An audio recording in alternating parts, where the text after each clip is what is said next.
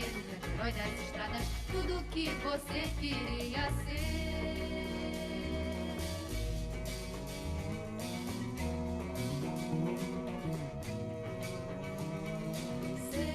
Queria ser o grande herói das estradas,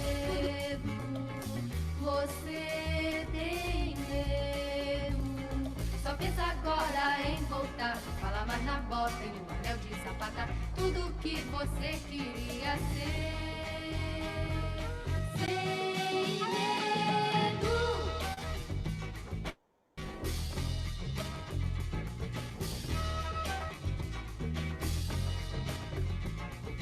Não se lembra mais de mim, você não quis deixar que eu falasse de tudo que você podia ser. Na estrada,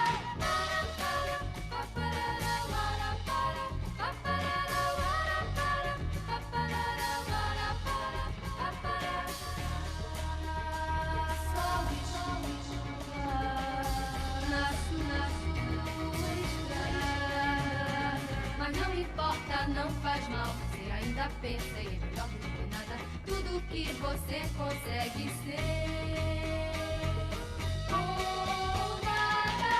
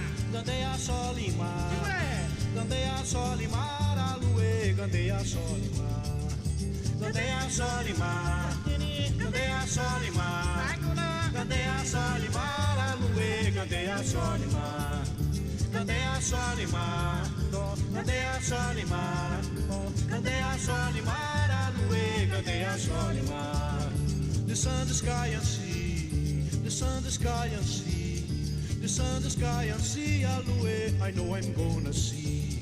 The sun, the sky and sea, the sun, the sky and sea, the sun, the sky and sea, Aloe, I know I'm gonna see. Chindeya.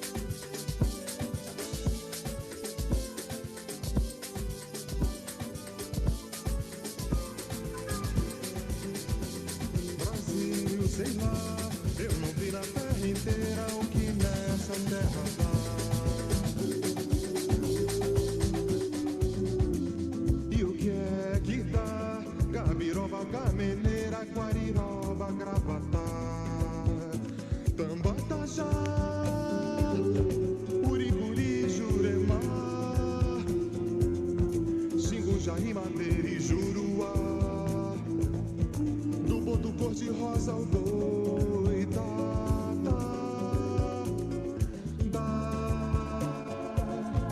goiaba, caça, manga e cambuca.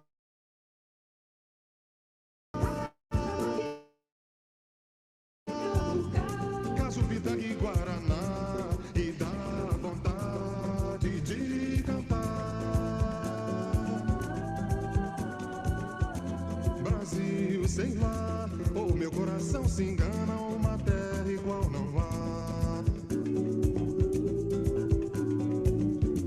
E o que é que dá? Tatu, bola, taturana, tatuí, tamanduá, Maracajá, Sussuarana e Guará,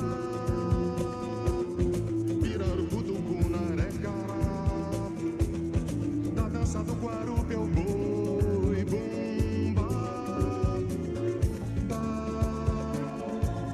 sanha, sutiã, sangue, tangará, da curió e sabiá, e dá vontade de cantar.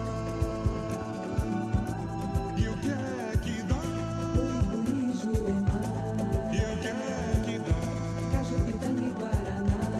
E o que é que dá? E o que é que dá? E o que dá?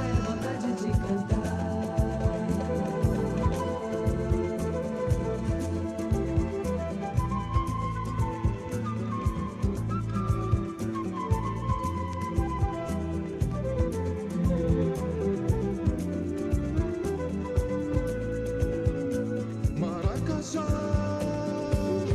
Sussuarana e Guará, Pirarucu, Tucunaré, Cará, da dança do Guarupi ao boi, bumba, sanha, sutiã, sangue, tangará, da curió e sabiá, e dá vontade de cantar. E o que é que dá? E o que é que dá? E o que é que dá? E o que é que dá? E o que é que dá?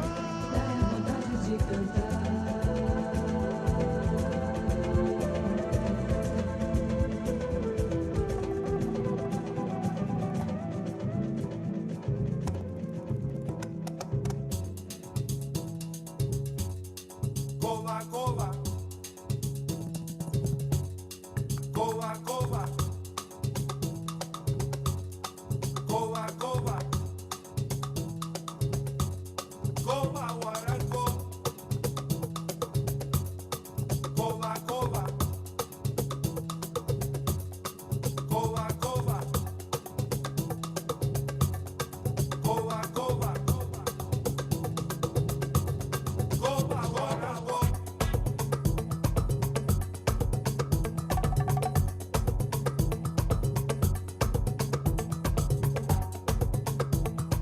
Ay, coba, guaraco, Quema la vida, quema la muerte. coba, coba, Mentira, quema la verdad. coba, coba, Quema el amor, quema el dolor. coba, coba, Quema la vela, quema candela.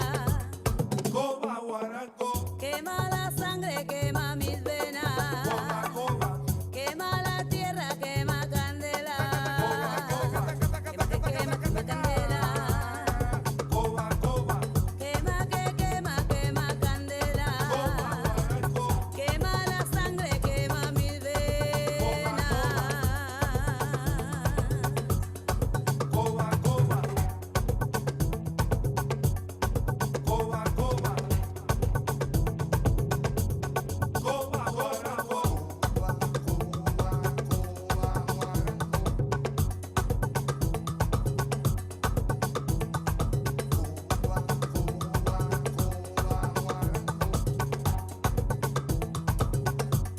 Coba, guaraco, Que quema, quema, quema candela. Que quema, quema, quema la vela.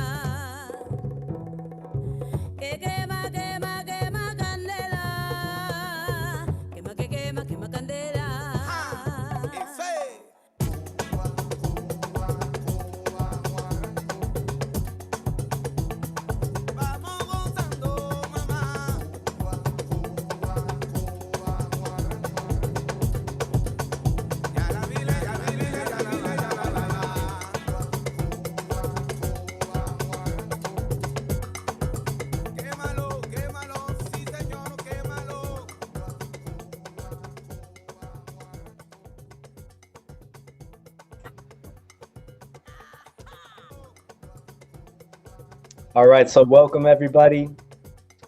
Let's give a big shout out to DJ Cleveland Brown for that mix, giving us life. I'm really excited for this tonight. Looks like everybody's packed in. We're good. So in a normal event, in normal times, I would love to do a call and response with you guys, show a bunch of love and get people hyped, but this chat is going to be our tool for that tonight. Welcome. My name's Juan Caminero. Welcome to Rooting Cleveland.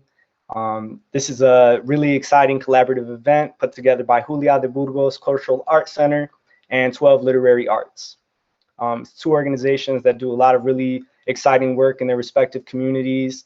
And this is an important conversation tonight. We have some awesome poets and panelists who are going to help us demystify some of the division between East and West parts of Cleveland, and you know, really just talk about the relationship between the cultures and people, and you know, the whole history there. So really excited for this, and yeah. So first thing we're going to do is kind of open it up to the poets. We have with us Sydney Berry and Marisol Ramos. I'll kind of open it up to them and let them talk about their origin story, and then we'll get into some poems to kind of set the tone for tonight. So Sydney, if you want to unmute and take the mic. Hello, hi, I'm Sydney Berry. I'm a Cleveland-based poet. I work for 12 Literary Arts as a poetry instructor. My origin story, well, I lived primarily on the east side for most of my childhood. Oh, I should mention my age. I'm 23 years old. So most of my life, I lived on the east side in early adolescence, and during my teenage years, I lived more on the west side. I experienced a variety of high schools, private and public, as well as art school, Cleveland School of the Arts, which I then graduated from. So I had it was a huge shift in the experience from being in an environment that didn't recommend the arts and didn't encourage artists, and also in a cultural adjustment from being in a primarily Black community to then being in a very diverse community, with a heavy Latino presence on the west side at the school that I attended, which was I was to say the wrong school. New Tech West. Yeah. So that's my origin story. And the first poem that I'm going to share, I'm going to try to share two if I don't run out of time. It's called Weary.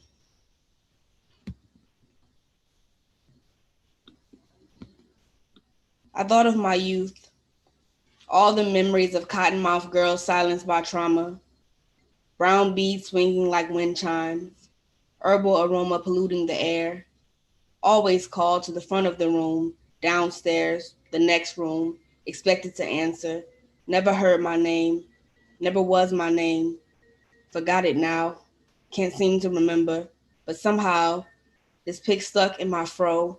You know, it reminds me of lollipops and sticky gum in my freshly relaxed hair. Auntie was so frustrated that she cut out the candy, taking tangled strands with it, and those fragile follicles were sweet nothings of who I should become, that being anything furthest from the images of my foremothers, and their eyes sits pure visions of freedom that turn into a cage of doves. And freedom to me was chasing bunnies in the yard, climbing trees and skipping rope, double dutching out of the range of a grenade, walking down the street and returning home. This turned slowly into fear of the sky, and my eyes became small waterfalls. I thought of my journey to womanhood, the lipstick stains on my cheek, the flowers growing invisible in secret places, the hair that began to tangle and knot, hearing my name sung sweetly just to be spit through the tongue like a dagger into my chest, caught out of the place of the shadows into the sunlight again. I now understand my auntie's frustration, and what I saw then as an envy for my freedom was really sheer joy of seeing innocence in its purest form, after a lifetime of having their names forgotten, and still expected to answer to every euphemism or slur passing the ear, like these cars filled with animalistic desire to slaughter a bunny, to knot ropes and pull hair from the roots. This fear of the sky was simply fear of walking down the street and not returning home. Love it. Everyone, definitely make sure to drop some love in the chat. If you hear something you love, let it be known. Show some love to Sydney. Did you have another one that you wanted to share? Yes, I did, but I didn't know if I had time. I'm sorry. I think you're good. Okay. I had a dream. I was being auctioned off, and I was forgotten seconds after the headline. Stripped like a third world country, third world woman, divided then conquered and endlessly at war with myself. Stuck somewhere between oppression and objectification, being human enough to touch, but not so human that they'll love or protect me. At least I know if I ever go missing, I'm gone. If I can't do anything else, I can get lost in a moment, go missing and find myself, or live a life depicting vacancy. In the dream, my body carried the weight of death, and my brain was alphabet soup. When you know you're not your body, you can feel being everything and nothing more than a pool of atoms. In real life, everything I do to avoid death is strictly experimental. I use the fear of death as the only reason to escape my capturer and live.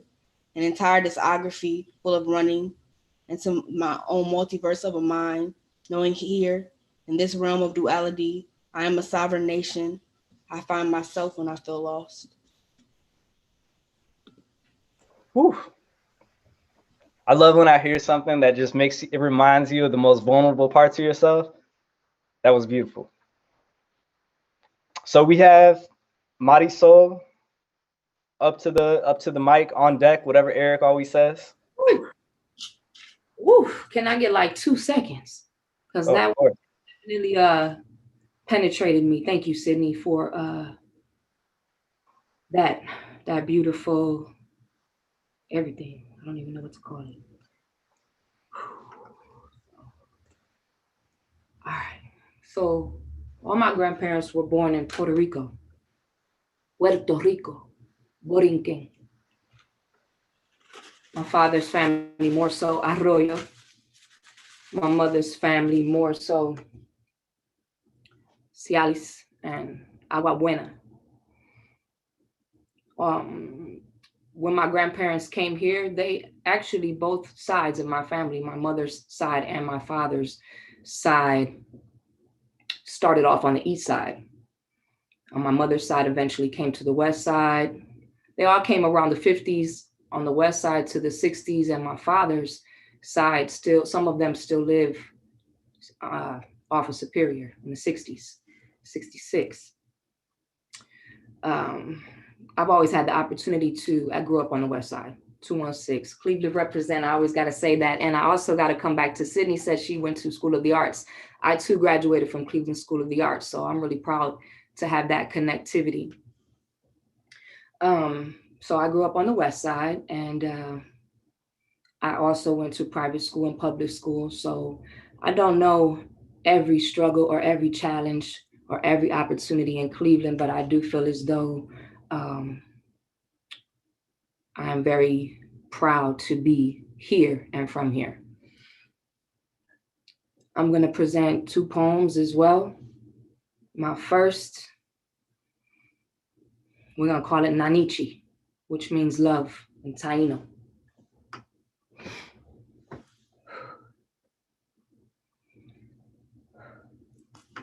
We're going to last like the Mohicans, Puerto Ricans, rich in spirit. After our ancestors, we begin. Generation brave, follow the beacon. They lit the way. Now I'm speaking. Taking a seat at the table. Now I'm eating. Not patiently waiting for a portion. No, I'm feasting. Reaping what my great-great-grandmothers have sown. It's harvest season. And hunting season is over for those that propose we're less than human beings. Work through the grieving. Dark nights turn to bright mornings. And my team, my tribe is nurturing Mother Nature's breeze. Freeze me to exhale anxiety. Inhale a symphony of souls chanting, sage burning, rage mimicking the inner battle And who's winning? There's progress in the process, and harmony is the intersection between mind and heart. Nanichi, love. Okay. I have a second poem for you. Give me 1 second, please. Of course, take your time. We gotta let it breathe, like Eric says. My cat was named Nanichi, so that hit me. I love it. I love that you seem so connected to the culture, and it's just beautiful. So we're here for it. You know what I'm learning? I'll be honest, I'm a baby in it, but my spirit knows more than my mind, so I'm trying to catch up. Okay. Oh, let me just say something really quick. I love that we're doing this. We're only a bridge apart, east to west. We're a very creative, energetic city, and I just really appreciate these kinds of opportunities because they're motivating and they're very inspiring. So thank you for that. My next piece is called Colorism.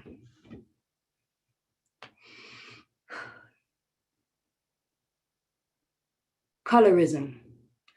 Color is a conundrum, a drum, the beat of a heart that's broken. Color is division, the incision, more reason to disempower us, illusion. Colorism, the barrier between us and them, wisdom for freedom, fools, opinions, rules, and systems, purposely putting us against each other. Color is beautiful. At the minimum, color is precision, a detailed outline of the many possibilities. No one is outside, all in, inclusion. Color is love's reflection of one. Thank you. Snaps aren't enough. Thank you, both of you, to Sydney and Marisol. I love that you guys had 2 poems too. We're gonna get into a panel. Before we get into that, I kind of was just gonna share just some of my origin as well. And I kind of identified with both of your stories. I was born on the west side of Cleveland. I went to high school on the east, and my family is from Aguada and Utuado, and just kind of between the culture that they kind of taught me and my experiences there, and then also the culture that I picked up on the east side and just learning about different parts of the city, it really gave me a lot of perspective onto how diverse Cleveland truly is, and you know, how much of a divide there can be at times. But it's I think that things like this and there's a lot of people in the city trying to you know, really demystify that and change what has happened. You know, there's a lot of history that we'll get into, I'm sure, but yeah, so this is really exciting for me, and I appreciate the opportunity to be here. We're going to get into the panel. We have 2 panelists that we need to introduce. We have with us, I believe they're both here. We have Ricardo Leon. Ricardo, if you want to share a little bit about yourself before we get going. Yeah, absolutely. Thank you for having me. What's up, everybody? Ricardo Leon, Executive Director of Metro West Community Development Organization. For those of you that are unfamiliar, Metro West is one of 17 CDCs across the city. The community development industry, we kind of all operate in like different spaces, but really kind of the part of our work is really to kind of be like the connector between City Hall, funding opportunities, resources, and folks in our community. So, you know, our work is really rooted in the community. And so, yeah, I'm also a Cleveland kid. I was born in Puerto Rico, but I was raised here, came here as a kid. Basically lived on the west side pretty much my whole life, pretty much the Stockyards neighborhood, which is I grew up on Clark Avenue. I live off of Denison now. I still live in the area. I didn't know it was a neighborhood until I started working for Metro West. I didn't really know what the neighborhood was called. But same deal. I went to high school on the east side, so I went to early college in the John Hay campus, which is like right next to the Cleveland School of the Arts. So I used to take the rapid to and from school every day. So I got to experience and got exposed to the east side of the city very early in life too. And then I ended up like going to school like in the burbs. I went to BW, so I went to like Berea. So very early on, I got like exposed to like various like very different realities. And yeah, I don't know, just like I don't know. I think sometimes I'm just like the quintessential like Cleveland kid. You know what I mean? Like I grew up in the inner city, still live here. All my friends are kind of in, you know, from the area. You know, I could very honestly say like of all my friends that I grew up with, I'm pretty much like the only one that went this path, certainly. And so, you know, it's just been a unique experience getting here, and I appreciate everyone giving us the time to be here and you know, listening to us talk. Love it. Thank you. Yeah, that rapid trip can be eye-opening. I took that trip a lot. You know, you really get a feel for what Cleveland is. So yeah, rapid hits different at 5:30 in the morning. Yeah, it does. With the graffiti, music in the ears, and just yeah. So let's introduce Antonesia Harris. Antonesia, you with us? I am. I'm here. Perfect. Hola, me llamo is Antonesia. I am born and raised in Cleveland, Ohio. It's funny you guys are talking about the east side and the west side with school. Well, I was one of the early people that was actually bused. And so I went from being a student at Moses Cleveland with a lot of family and community involvement. I mean, it was just nothing to see someone's grandmother or uncle or grandfather at the school. Definitely had a lot of family support if there was a play or some type of performance, to being bused on the west side to Orchard, where I was a little Orchard apple. And I was happy to actually have that experience. It's in that experience, and it was pretty young, that I started to meet people that were not Black. I kind of thought everyone was Black, but I did meet a lot of Puerto Ricans. I met Maria, who was in love with Menudo. I learned about Spanish, and I learned about this place called Puerto Rico. So I have lived all over Cleveland. But I would say my very young years were around the St. Clair area. And then my teenage years were around the Miles, Harvard area. And with the West Side, I've had a friend or two on the West Side, and I've also lived away. So I've actually been away from Cleveland for probably 20 years or so. And I've been back for about 5 months. So this is just a wonderful conversation for me, because I am trying to reconnect with my city. And I'm interested in reconnecting with all of my city. Whereas I feel like before, as a young person, you gain the city or the experience of your parents. But as me being away from Cleveland and other more diverse cities, I love diversity. I have a huge diverse group of friends in my circle that I just didn't have in Cleveland. Awesome. It's really interesting to hear that you were a part of that busing. I used to hear stories from a lot of people in my family about what that was like when it was first implemented, and yeah, it's just I'm excited to kind of ask you some questions about that once we get going. Originally, we were supposed to start with you know, kind of what the origin story is for everybody, but I feel like we've really gotten into that. So I think let's kind of transfer into the whole idea why this event was kind of organized. This perceived divide, or maybe it's real. You know, what is that? What do you each feel that is? Where does it come from? And what are some of the things that contribute to that? Maybe we can start with Sydney. I'm gonna ask a clarifying question, please. Sure. Okay, so you say divide. Is it kind of up for our interpretation? Like, do you mean like a racial divide? Do you mean a divide as far as resources, as far as like just culturally, as far as people connecting and getting together? Yeah, you know, it could mean any of those things. You know, I've heard many people use it different ways, and I'm sure, you know, you all have kind of overheard things throughout the years. And, you know, what does it mean to you? Is there a divide? What does that look? What is the divide? I think in my experience, and most of my experience on the West Side was as a youth. Something that I kind of picked up on and noticed was that because it was so multicultural and because it was so diverse, that a lot of the Black people that I encountered, the other Black people that I encountered, they seemed to be kind of ashamed of their Blackness. There was a lot of anti-Blackness, even coming from people of color. And that was really overwhelming. Like, I got a lot of weird comments, you know, about like, oh, you're the prettiest Black girl in the school, like when I was at New Tech West. And it was like really backhanded compliments and just experiences that were very racial. So I think there was a divide as far as people accepting their Blackness and like kind of embracing it. because there was another, I was like transitioning to being natural at the time.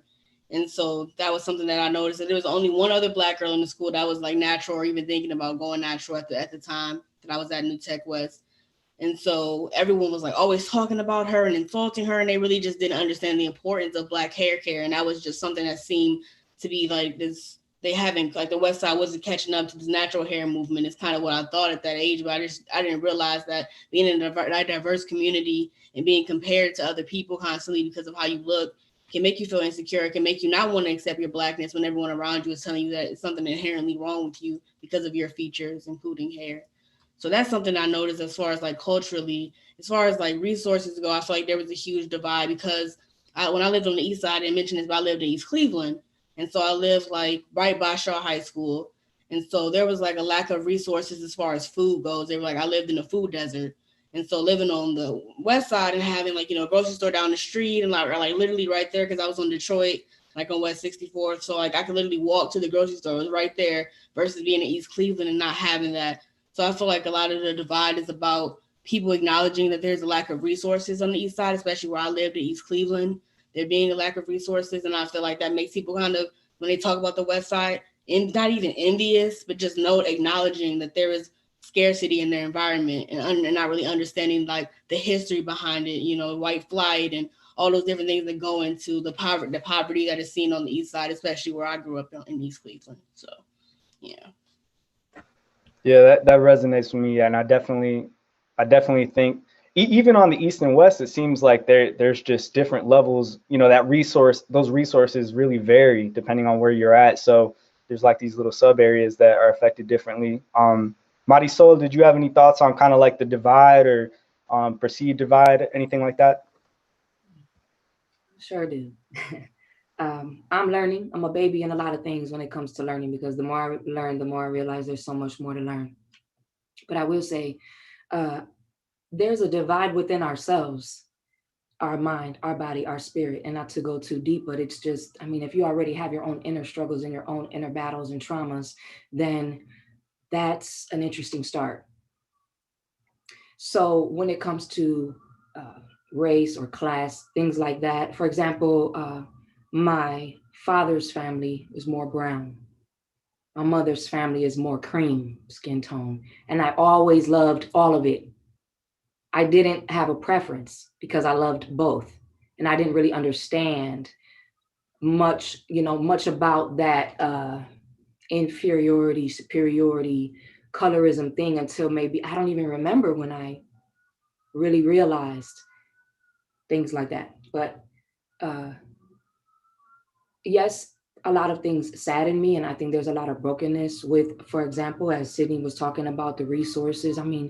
As I learned, it comes down to first and foremost how everything began here in this country anyway. So with systems purposely being put together for us to struggle, and us means whoever feels like that means, we are already aspiring and trying to work our way out of a defeatist mentality, out of the lack mentality. So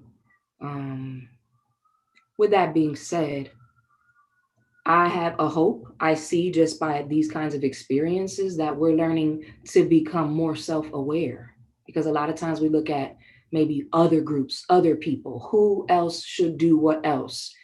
But it really gets challenging and interesting when you look at yourself and you realize that some of the problem is you. So that's not to break yourself down. That's not to beat myself up. I could do that better than anyone else. But we all have power. So it's about acknowledging that power, being compassionate with others, being willing to learn, and sharing. Because someone once said, and I can't quote who it was, I don't recall, they said, none of us knows what all of us knows. So just a lot of different people are experts at different things. So when you really think about it, we're all really rich because we have connectivity. So whatever we really don't personally have, we either have to look within to really find it or find someone else that was equipped with that. Thank you. Love it.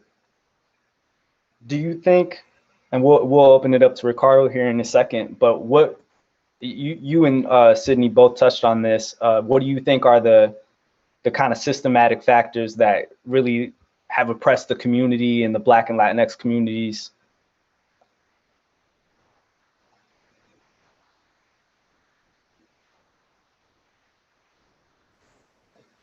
I try not to be the expert in that. From what people have mental health issues. We all, I mean, I struggle with, and I'm gonna be honest, I struggle with anxiety. Nobody ever diagnosed me. I diagnosed myself. I struggle with anxiety, depression sometimes, and I want to be great all the time. And then if I fall short of that, then what's that? What does that mean? You know, so when we think about mental health, when we think about supports, I came from a wonderful, beautiful, amazing family. I have 50 couches that I can go sit on if I needed to. At least I believe. Some people don't even have one. And I don't mean the actual materialistic couch. I mean a place of refuge, a place where I can get a bowl of soup. And so I pride myself on the relationships that I build, very imperfectly, but so I'm going off tangent, I apologize. But yeah, so I think it comes down to mental health issues, who you have as a support system, absolutely education. I work for the Cleveland schools with family and community engagement. So I kind of have a perspective on it. In addition to that, I'm a mother of 3 daughters. So, I mean, I use all that to wherever I'm at, I try to bring all of those pieces to that and take away something to take to the other places. So long story short, not all of us had the same beginning.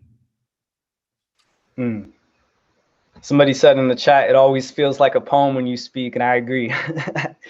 We'll open it up to Ricardo. I mean, the same questions kind of applied, you know, and I'm curious, has any of the work that you've done with Metro West kind of changed the way you view an idea of a divide, or have you learned anything from that? Is there a divide? And, you know, what are kind of the systematic factors you've learned about through your work?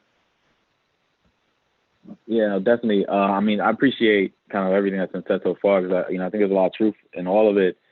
And I would say the divide, in my opinion, is both is perceived and real. Like there's a perception divide and there's a real divide, like physical barriers. I think so mainly because of my work, but also just, you know, just what I've experienced. Like when you start really thinking about the city and like this east versus west way, right? And we think about the way that the city has historically been invested in, right? And there's been dollars allocated and resources allocated into the growth of the city. When you think historically, let's say like 100+ years ago, the east side of the city was where all the wealth was, right? Like the wealthiest folks in our communities lived on the east side, right? Millionaires Row, like the Shaker Heights area, like that area. And then over time, as there was a wave of immigration, and when I say immigration, I say like obviously like Puerto Rican immigration and things of that nature, but even immigration from the South, right? In the early 1930s and 40s, there was a lot of African Americans that came from the South, leaving kind of like destitute socioeconomic situation and trying to find work here, right? Because at one point in time, Cleveland was a powerhouse in the manufacturing industry, both in like actual manufacturing, like steel and metal, but also in the timber production. And so there was job opportunities here, right? And Cleveland was a city that you could come to 50, 60 years ago. You could show up with nothing and very quickly become, you know, middle class, upper middle class, without having to have an education, without needing a lot of things that you need today to do that, right? And so the idea of being able to move up a socioeconomic rung in life, you could find that here, right? And then over time, as the city began to grow, there was this influx of more immigration, right? That, you know, I think Sydney brought up the idea of white flight. We started seeing the folks who are of that high net worth, right? The folks who have the highest tax base systematically leaving the city. And as they left the city and those dollars left, that tax base left, then the city of Cleveland, the municipality itself, was forced with the decision of like, where are we going to invest dollars, right? And so you fast forward now to where we sit today, right? And it's interesting to like think of like people's perception of the West Side is like, you think of the West Side as like an area that maybe has more resources, right? And that's true if you're like in Ohio City or Detroit Shoreway or Tremont, right? But you know, you go south of I-90, and it's a very different situation, right? Like the communities that we serve look very much just like our communities on the east side of Cleveland, right? And Sonic Village and Central, areas like that, where, you know, median household income is in the low 20s, right? Like it's half of the county, right? Like 50+% of our population lives below the poverty line. So like there are serious issues on both sides of the city. And I think historically, like that perceived division is what has not allowed for like some of that coalition building to happen, right? because it's always been this like mentality, like this scarcity mentality, the idea that a dollar that goes into this community, X community, means that Y community doesn't get a dollar, right? And that has historically been kind of this like competitive nature of both the community development industry, but just, you know, our economy, our socioeconomic system in general. And it's interesting, like the work that we're able to do today and through Metro West, the work that I'm doing and, you know, my team is doing, I know a few folks from my team are watching, you know, we're dealing with like issues that have been developed for decades now, right? Like the issues that we deal with today didn't just start overnight, you know, like our older, you know, like my older siblings and even my parents, like they had to deal with a lot of these issues that are finally coming to a head today. You know, you have houses in disrepair, you have folks not being able to build wealth, they're not able to access credit. You know, there are communities that have historically been redlined, right? When you look at the redlining in our community that happened 50, 60 years ago, where people of color were not able to buy in certain neighborhoods, when you look at those neighborhoods over time, you see that the socioeconomic status of those neighborhoods has always been stagnated. So decisions that were made 60 or 70 years ago still have implications today. And so like through the work that we do in the CDC, and we're not, you know, the only one, right? Like I said, there's 17 of us across the city. We're all kind of trying to address those issues on like a daily basis, right? And trying to identify ways to bring resources to the community, but bring resources to the community in a way that actually speaks to the needs of people today, while also particularly in neighborhoods like the ones that we serve, right? Which are low income neighborhoods, urban core neighborhoods with high percentages, you know, populations of color. Being able to invest in those neighborhoods without creating that displacement, right? Not forcing people out of those communities. Because when you think about a lot of the neighborhoods today that are the most attractive neighborhoods in our city, 30, 40 years ago, those neighborhoods were predominantly people of color, right? And they were neighborhoods that people didn't want to step foot in. And over time, investment activity has created, you know, this kind of situation where people are being forced out of the neighborhoods that they grew up in. And so, you know, it's an interesting question, like on this divide, and again, it's perceived and it's real, but I think what's happening now is that a lot of folks are kind of trying to cross that river, right? Like cross the river and like work together and build like that coalition. And so it's interesting to kind of see how some of this work is happening at an institutional level, but then also just seeing like in the grassroots level and seeing a lot of our small organizations, 501c3s, things of that nature, you know, small groups that are coming together and identifying, you know, that these issues, we have these issues in common, right? The Latinx community, the Black community, our refugee, right, international newcomer community, they're all facing these same issues as well. And so how do we all kind of come together and start developing strategies that help move us forward, so that we can start tackling some of those, you know, inequities that are present in our socioeconomic system. I love that. And I love that you dropped some stats and just kind of, I can tell that, you know, you guys are doing good work. I think that that's a big part of the problem, is there can often be a lack of awareness around, you know, how underserved communities are, especially if you're not driving in that neighborhood, especially if you're not living there. Like, just real quick, and we'll open up the floor to Antonesia. I had an experience where I was driving with Daniel Gray Contar, the founder of 12, and I had never really spent much time in certain parts of East Cleveland that are really underserved. And he told me like he basically like was driving and said, "Hey, you need to see this." We drive throughout East Cleveland, and he starts taking me to these neighborhoods in these back alleys where there's essentially half a houses that are broken down, streets that are broken apart, and there's people living there. You know what I mean? And it was so different from so many of the things I had seen on in the part of the West Side where I was living at, which is like the Purtis West Park area. And it was similar to some of the things I had seen in my grandmother's neighborhood, the Clark Fulton area. And it was just, but it was like, I don't think most people are aware of just how underserved certain parts of the city are. So I love when, you know, I love when there's organizations and people that are able to just speak on that and do work in these areas. So it's just pretty eye-opening. Antonesia, I'm really curious to hear your responses to these questions, and kind of get into the busing situation, but then also, you know, you left Cleveland for a while, and I'd love to know if you noticed any difference, you know, from the time when you left to now. Oh my goodness. So here's the thing. I just loved everything Ricardo had to say. Like it's timely, it makes sense. And so many people just don't understand that history. It's real history. This is what happened. For one, America is a racist country, period and point blank. Everyone who is not white and wealthy really has had to struggle. I don't think that we invest enough in knowing one another's stories, and I think that is really a problem. I think that this concept of East and West, for me, it really, I'm a fan of Fred Hampton. This is an artificial, it feels very artificial. These are artificial boundaries. This is an artificial situation. The situation is really about oppressed people, because poor white people live like poor Black people. I've seen it. Poor Puerto Ricans live like, I mean, it's poor people live a certain way. It's poverty. That is the biggest challenge. I feel like in Cleveland, the second biggest challenge is education. Education here is really tough. I'm doing some work over in the Huff neighborhood right now. The adult illiteracy rate is 95%. However, I saw another statistics that 72% graduated from high school.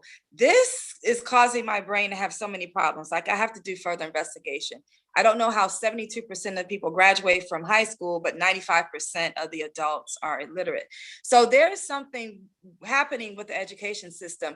And you spoke about me leaving. I was one of the people that would probably fall under brain drain. I mean, you go to school, you do your thing, and you become an adult, and you want to live in a city that has art and culture, has safe places for you to live, around people you want to live around. And it just didn't exist in Cleveland. So myself and a lot of my other friends, we went to higher ground. It's so funny. There was a great migration of my grandparents from the South to Cleveland. But then there was a great migration of people in my circle from Cleveland back to Atlanta. People were moving to Atlanta, 1,000 people a day, 500 people a day. And then you start to see people like myself that also went on to Washington, D.C. So the question about, have I noticed a change? Here's the thing. I tried to come back home twice. I love Cleveland. And twice, I just couldn't make it happen. It was just too challenging. It was too devastating here. The racism in Cleveland is, I've traveled a lot of places. The racism here is very strange. It's very odd. People don't know one another, and they don't want to know one another, is what I felt many years before now. But at this point, it feels a whole lot different. And so this is the first time that I've been able to actually return and feel good about my city, to feel like the city is waking up, to feel like people are interested in one another, interested in their stories, and ready to grow. And that you have enough people that have had lived experiences with poverty that have sort of figured a few things out, that are now showing up with hands to help, to say, well, this is an option for you. This is another opportunity. This is a road you can take. So I don't think that when I was a young person, I didn't even have anybody like myself. I mean, I was really just, I just identified what I didn't want. And that was the motivation. I don't want this. I don't want this. I don't want this. I didn't know what I did want. And so I think Cleveland is a better place right now. This is a beautiful, again, conversation. We need to be friends. People need to talk to one another, need to invite one another over. And we have to identify the real issue: oppression, racism, and communities of color need money. I mean, there has to, all the great ideals in the world won't solve the lack of economy within our neighborhoods. So that's my piece.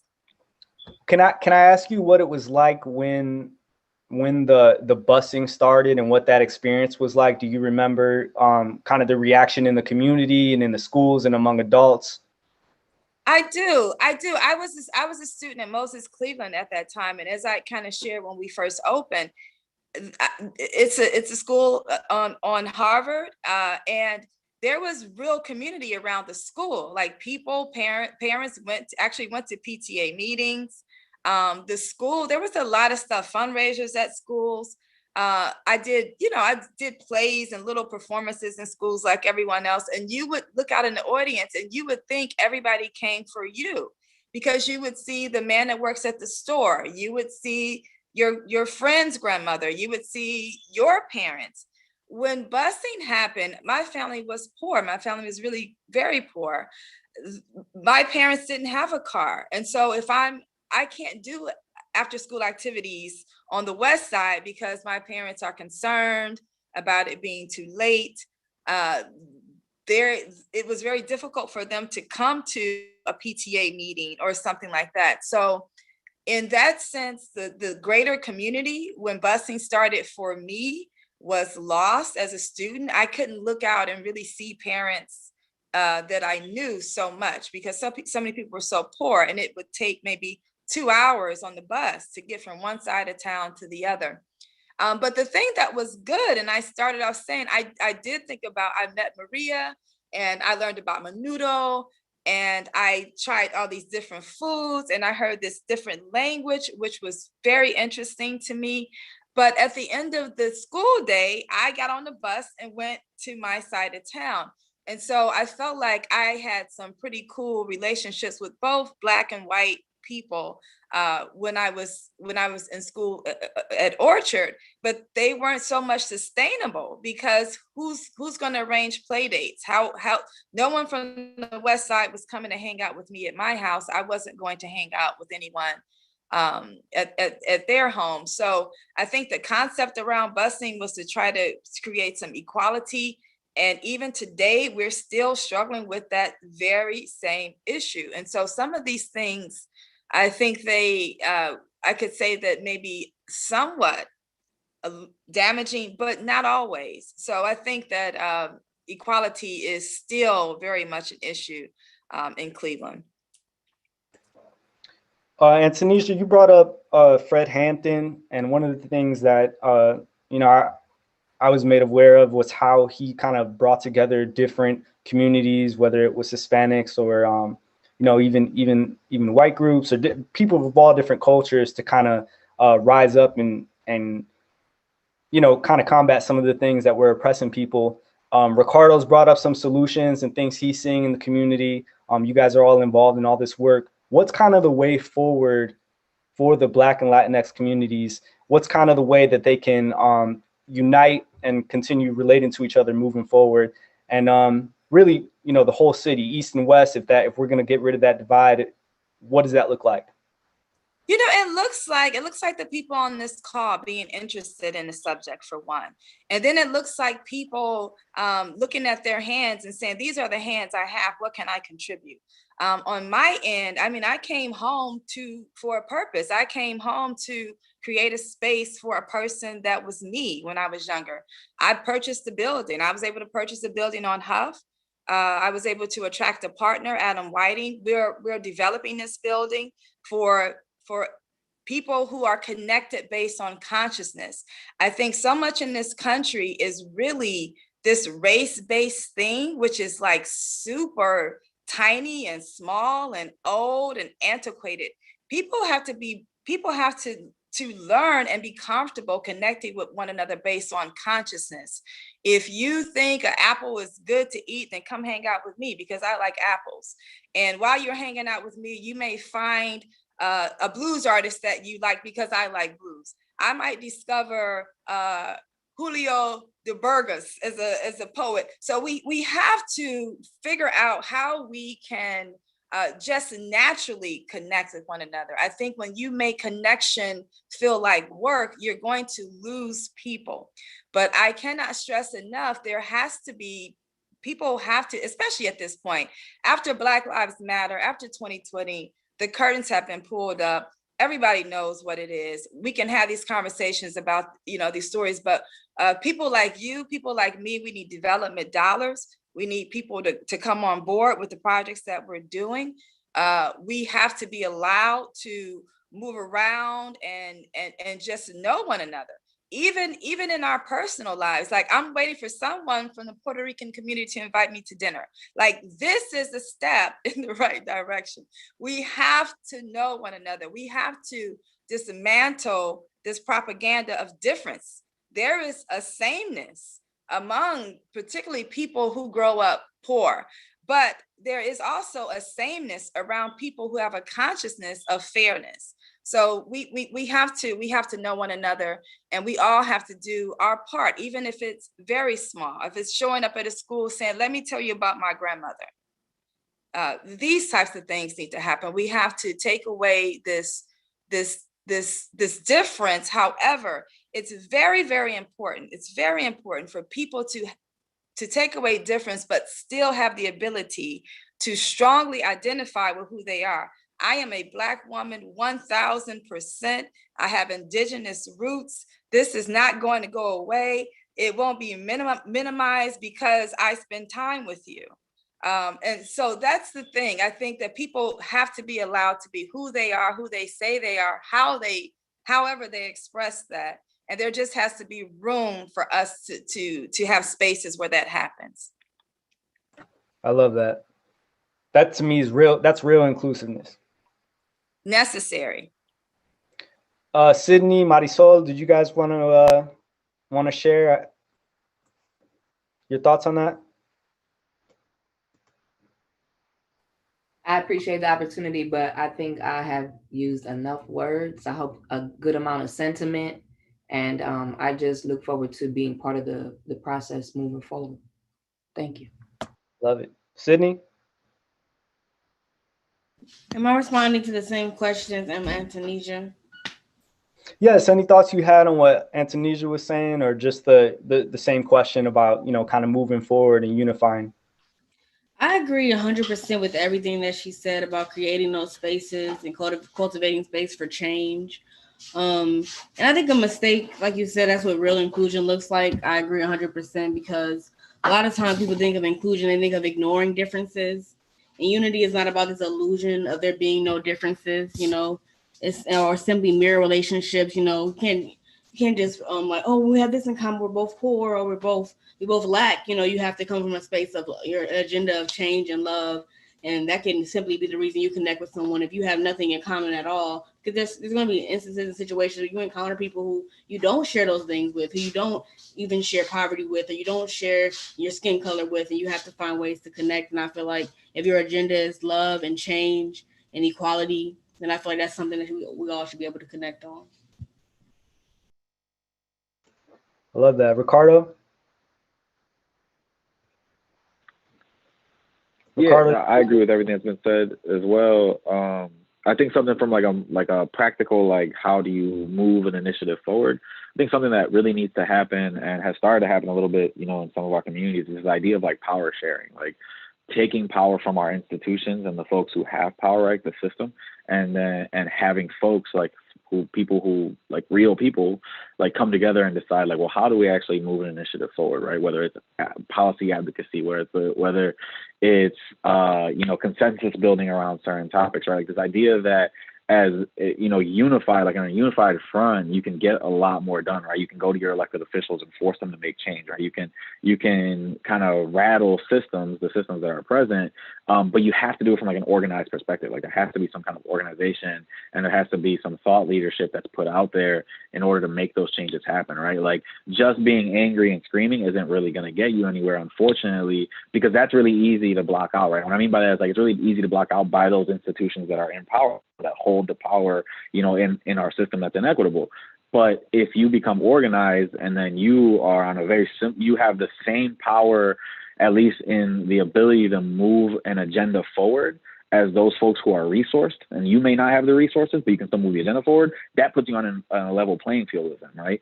And then it forces them to have to look at you in a very different way, right? Like, and that's something that we're starting to see, like in, the communities that we serve, right? Like, for example, like in our neighborhoods have historically just kind of been developed in a way that like the residents don't really have a way to decide how development happens, right? Because they're not organized, they're not unified. So developers can come in and kind of do whatever they want, right? But then when you look at other neighborhoods, like for example, in Ohio City or Tremont, those residents are very unified. Obviously, they are predominantly, white folk, like white people. They are typically of higher income, right, higher net worth. So they're a little bit more seasoned in the way that our political system works and our socioeconomic system works. But either way, like those folks are very unified, and they can come together around the front and either stop something from happening or force something to happen, or like move a conversation in a certain way, and they can then hold their elected officials accountable, right? Because again, at the end of the day, we have to, unfortunately, you know, as much as we would not like to, we have to operate from within the system that is presented to us, right? And so I think that is where, like, from a very practical perspective, there needs to start being like a black and brown, like, coalition building, right? And unifying around the issues that affect our communities, right? And when you start really sitting down and thinking about it and talking about it, you start realizing that a lot of our issues are the same. Yes, we might speak a different language, we have different cultural, like, norms, but ultimately, like, we're being oppressed in the same ways. And so in order to kind of deal with that oppression, having that agenda, like, you know, the Fred Hampton idea of, like, this rainbow coalition, right, of folks from all different backgrounds, but who are all dealing with being poor, really, like, because that's really what it is at this point in time. Like, obviously there's racial divide, but there's an even bigger socioeconomic divide. Coming together and saying, hey, like, we are the means of production in this capitalist system that we exist in. And so you are using us, right? The folks who are in power and have resources, you're using those folks who are on, like, the lowest rung of our socioeconomic system to generate your wealth. Like, we want more. Like, we want to have more control of how that wealth goes back into the systems that we use, right? Like, when you think about, you know, when you think about our neighborhoods, I think there was a point earlier made about kind of these ideas of, like, food deserts, or, like, when you think about, like, the retail, like, options in your communities, often in poor urban core POC neighborhoods, those retailers are not local retailers. They're big box national brands, right? So when you're spending $1 at Save A Lot, that dollar doesn't go back in your neighborhood. But instead, when you look at some of our more well-off communities, right, you see that it's a lot of independent retailers, a lot of small mom and pop shops are still able to survive. Like, there are people from that community who actually own the means of production. And so those dollars get put right back into their neighborhood. And I think that is a divide that is happening, that has historically happened in our neighborhoods, because of the fact that we've kind of been forced into these communities that lack a significant number of resources. Ricardo, and I have a question for you, but I also want to let the audience know we're going to open up to a Q&A in a bit. So if you have any questions, drop those in the chat, and our team will let us know, and we can have the panelists respond. Ricardo, what do you think is the best way to kind of prepare the next generation and educate the next generation on this topic? Oh man, that's tough. Honestly, man, like, I'll be honest with you, man, because of my work, I've been exposed to a lot of folks in the younger generation. Man, kids get it. Like, kids just inherently get it. Like, you think kids aren't paying attention to what's happening around them, but they see the difference when they walk, you know, like, they see a difference when they walk down Harvard or Denison versus when they walk down Detroit. Like, they see inherently what's around them. I know it's because, like, when I was a kid, I would notice these things. And so we've seen that, like, kids coming together and, like, having conversation, like, opening up conversation and allowing them space where they feel like they're equal to the folks who are in the spaces with them. You know, like, I think this is something that is incredibly important, like, allowing, you know, our youth to have, like, decision-making power in their communities, and the way that their communities are developed is then what creates, like, this next generation, you know, of leaders. Because again, they see the community in a very different way. Because when you're 14, 15, you're out in the neighborhood till late, like, you're hanging out, you're going to different places, like, you have your corner store you hang out at, and you get to see the way that the neighborhood moves. And your average person who maybe works in that neighborhood or lives in the neighborhood but is an adult and has a job, whatever, has kids, they don't get to see the community in the same way. So, like, oftentimes our the youth are the ones who actually have, like, the best ideas. And so I think part of it is just opening up a space for them to talk, like, having an opportunity for them to be able to actually have a voice and be heard, and then treating them, like, as equals, right? Like, you know, it's very easy to kind of, like, put youth in, like, a corner and say, like, well, you guys don't have any lived experience, you don't know, you don't really know what you're talking about, you're not the expert. But I think we need to start kind of breaking down that barrier of, like, just because you have, like, the education or the background or the resume doesn't necessarily make you the expert. Like, the folks who live and breathe that the community and the life every day, those are the folks that we should be listening to.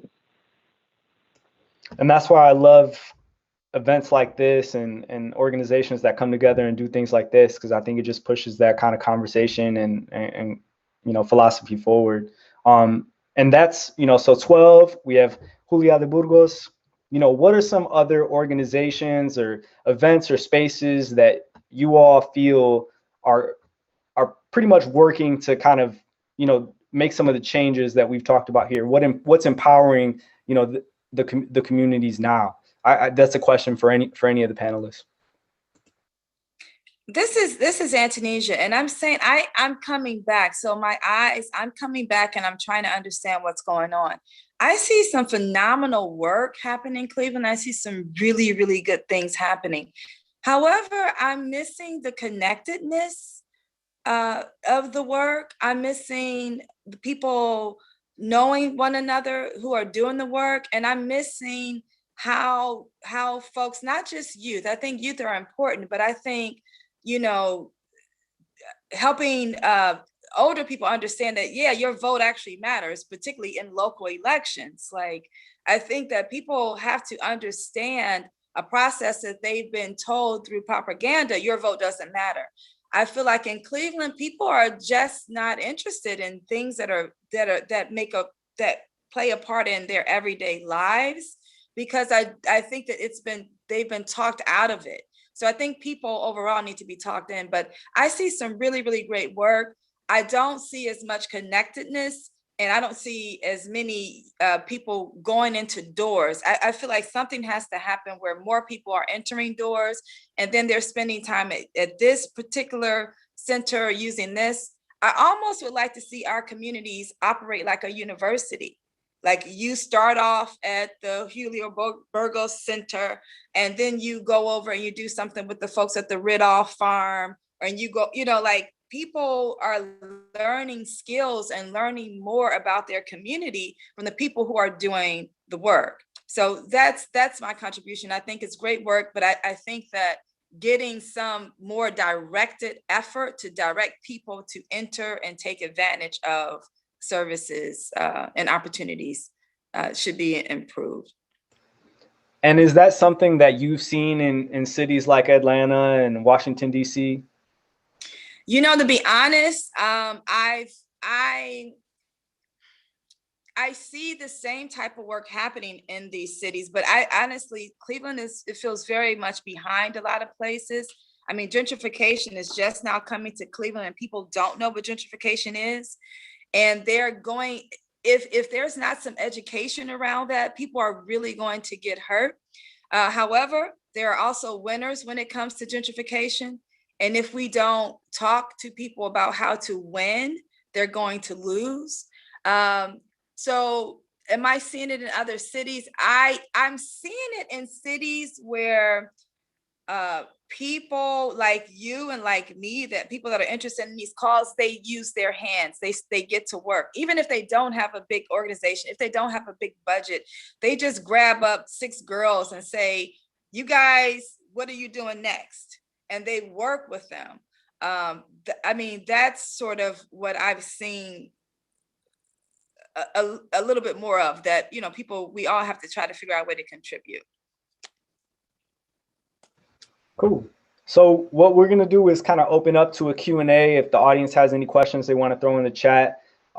Mackenzie, I'm not sure if was there anyone that kind of said something? We haven't gotten too many questions, but Okay. in response to the question of, you know, other groups that are doing work aligned with this, Great. Eric mentioned the Huff Youth Advisory Board, and then also Third Space. So I wanted to uplift that. And then also Global Cleveland was mentioned. So there are some audience responses in the chat, which is pretty nice to see. Okay, so as we let people kind of think about some questions, are there any kind of final thoughts that any of the panelists had on just the, you know, the topic of that East and West divide, experiences that we've had as a people, as a city? You know, what are your thoughts, and what had you most excited for this event, and you know, what would you kind of want to, you know, touch on before we kind of wrap up?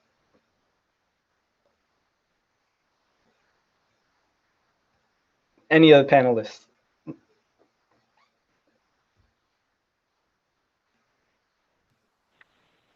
I can quickly just touch base on a couple things. I think a lot of what's happening, you know, it's interesting to see like the way the community development industry has developed across the city. You know, historically our stronger CDCs were on the east side of Cleveland, you know, back in when the industry first started.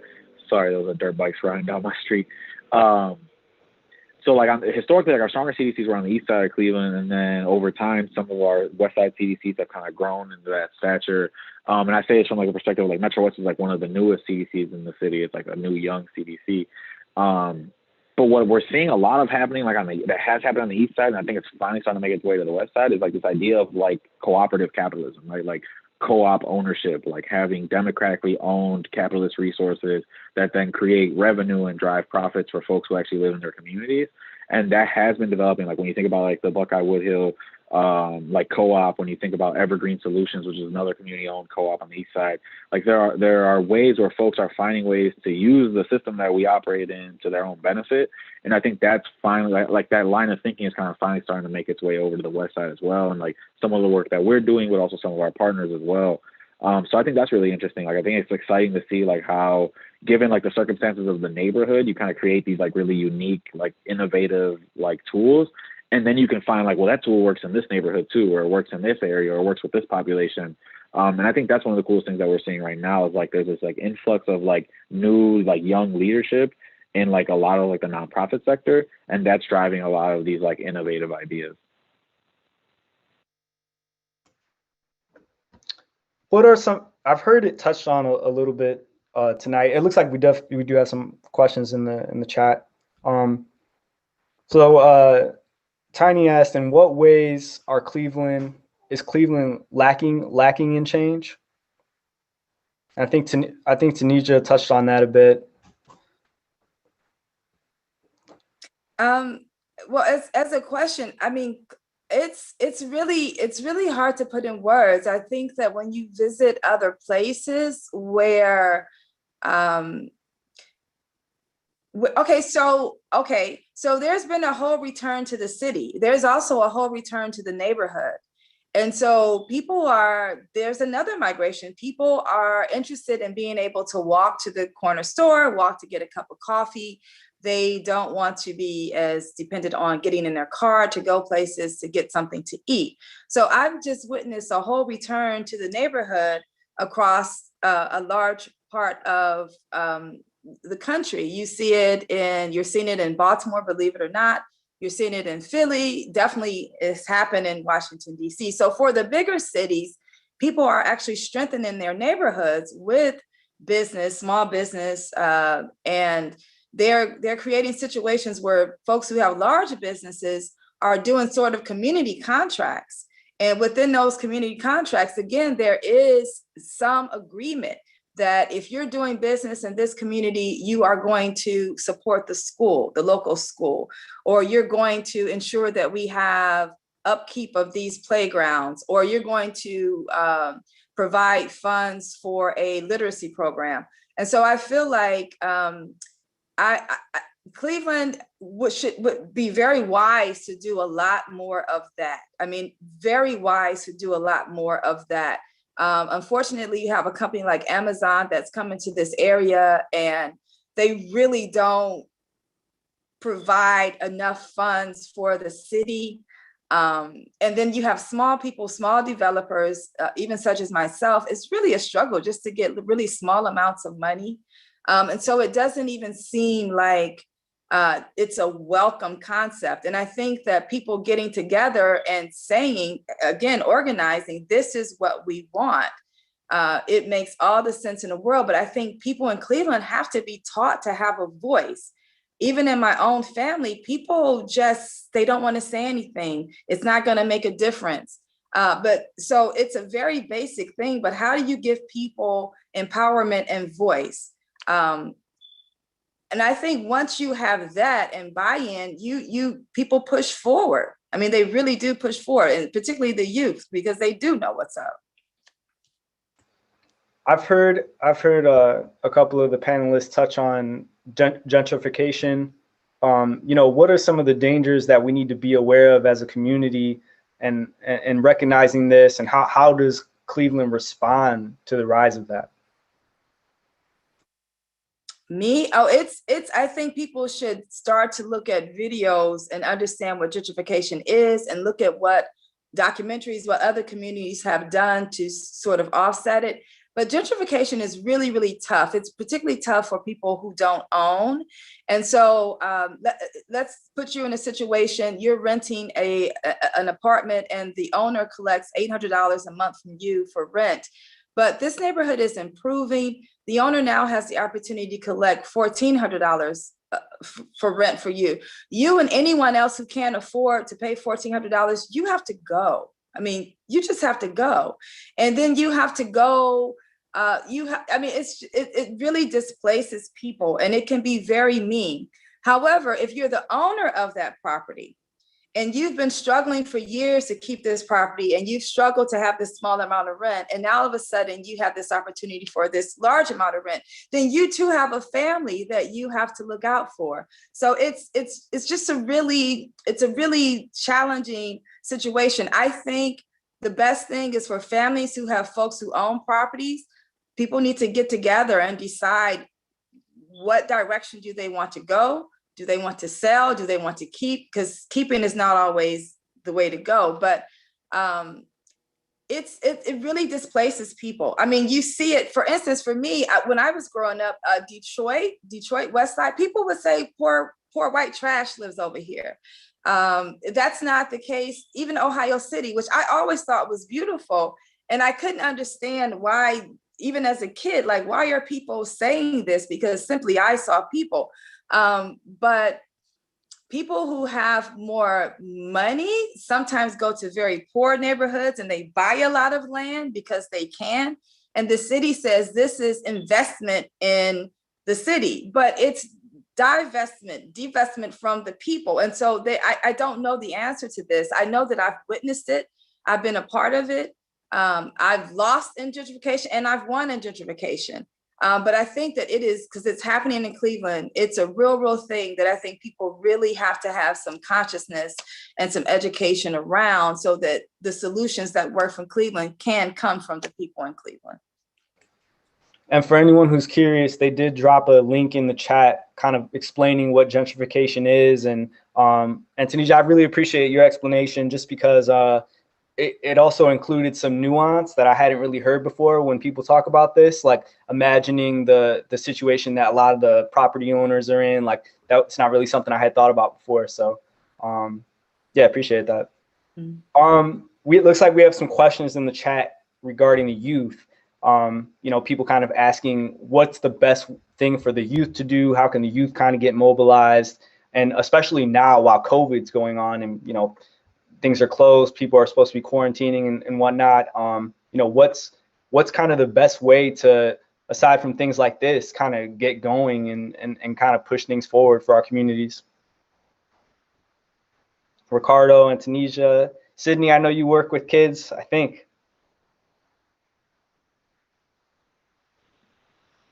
I mean, just a couple thoughts. Like, initially, one is like, obviously, there's always like tons of like programs available, right? When you think about like Boys and Girls Club, like City Life Center in our neighborhood, Wood Girls 12, like these types of different spaces that kind of open you up to different opportunities. But I think another thing that we try to strive for and we see happening in pockets of the city is like youth organizing yourselves, like kind of coming together and like working together collaboratively to kind of think of initiatives or ideas to move forward.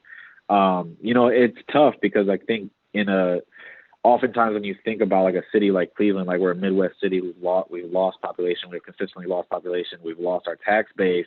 When resources start getting cut, like at the municipal budget, it's often like a lot of these additional resources, right? Like I remember being a kid and like when I was like in grade school, being able to like, there was tons of like after school programs and things of that nature. And by the time I got to high school, there was like none. They were all gone, I'm 12 years removed from high school, but I would imagine that they haven't come back. And so that's kind of like where, like one of those things is like kind of, you're not going to have like systemic options. So you kind of have to create your own, right? And you have to find your own like organic connectivity, your own organic connections. And then I see some of the stuff that's actually in the chat. And yeah, it's like becoming civically engaged, right? Like once you are of age to vote and you are of age to be informed, like I don't know if there's any other point in history where you can be as informed of a voter as today, right? Like you have your world at your fingertips with your phone.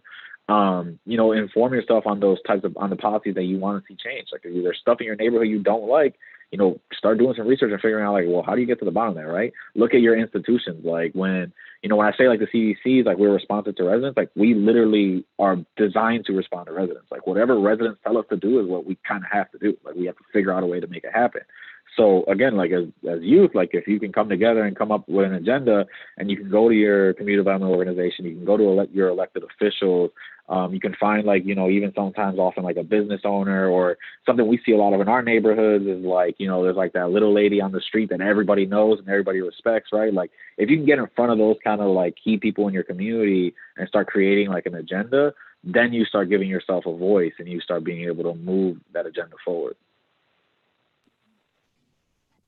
I wanted to add something, if you don't mind, regarding the concept of social emotional learning. So we have a lot of different people going through different things. So yes, we want young people and adults to improve upon literacy, academics, math, science, things like that.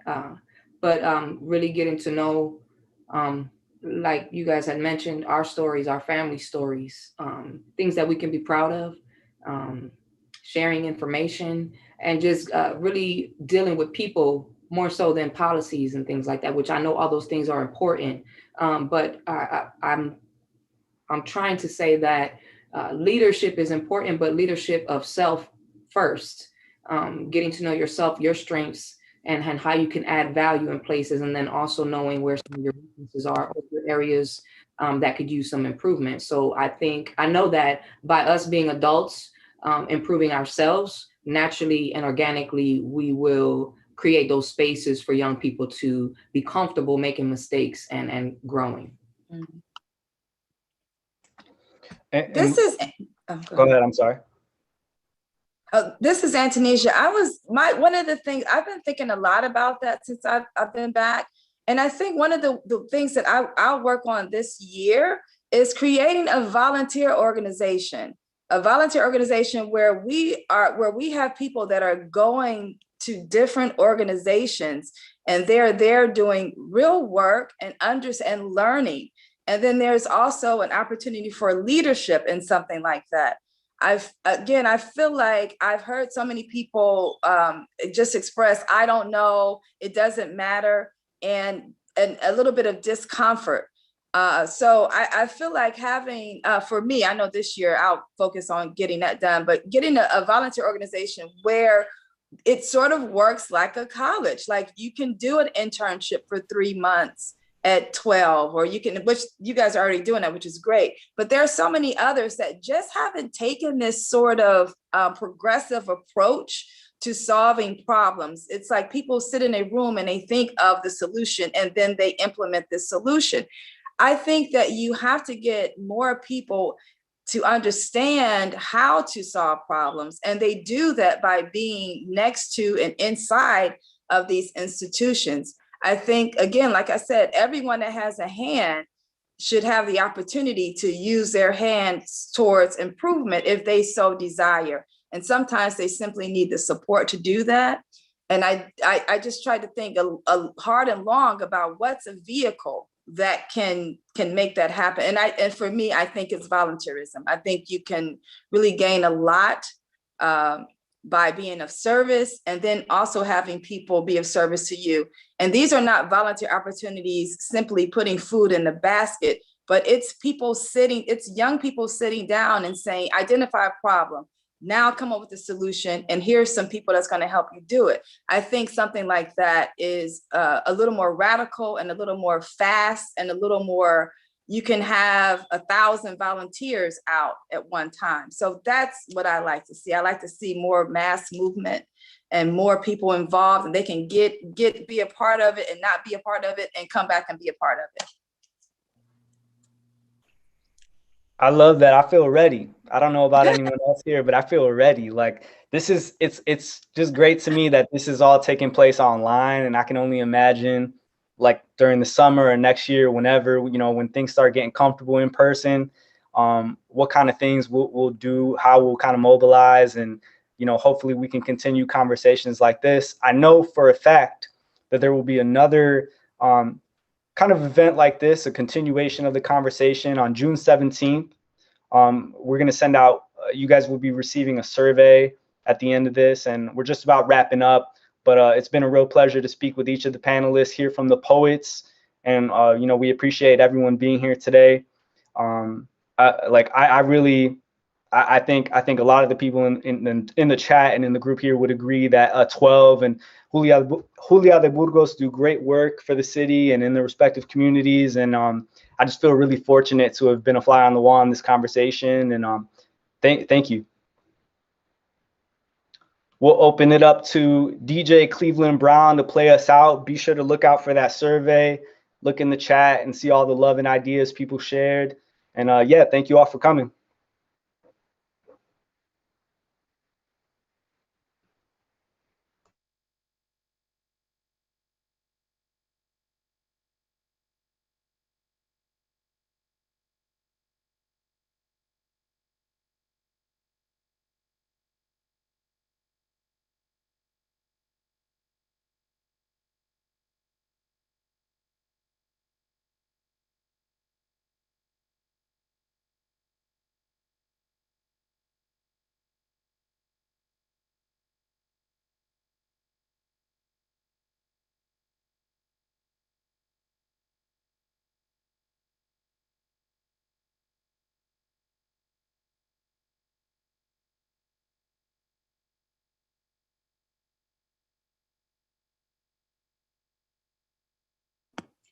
No apologies. We can wait for great music. It's fine. I know. I'm waiting for it. We can wait.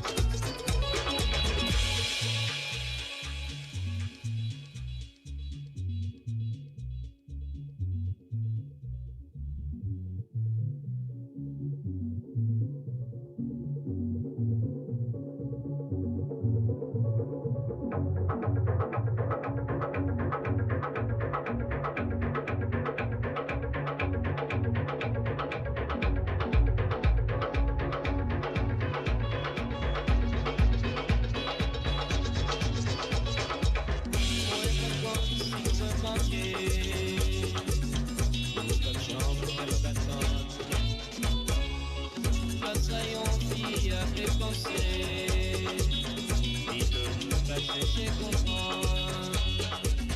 Le problème c'est yo hésité. La cause oui, yo pas connaître. Passer à regarder, si pas qu'on dernière chance, c'est peut-être ça y a fait la France. Si pas de choc, il y a même réaction. Voyez comprendre sa gaston. Sans ne pas te décourager. Essayons l'humanité. Si on lève l'autre à dégoûtant. Pas que croit que c'est tout bon. Pas que font imaginer, oui, font y parler. Parce que ton sac à pleurer dit oui.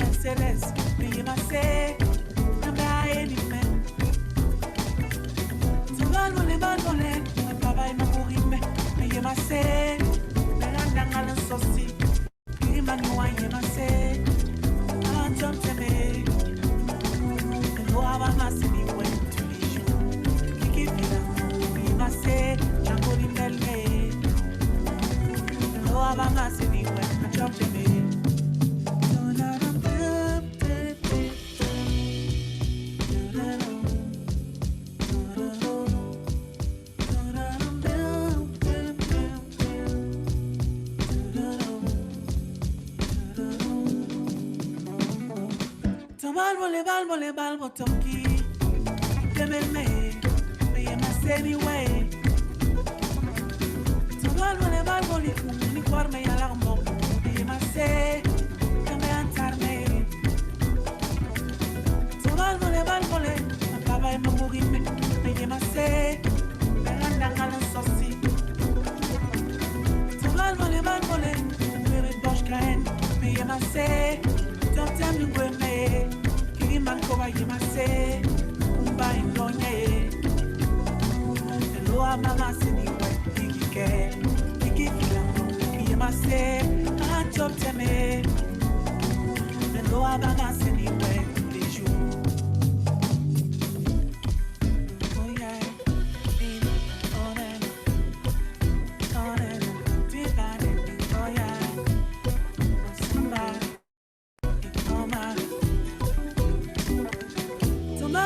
voleva il voto. Samba e coma. Tomar voleva il voto.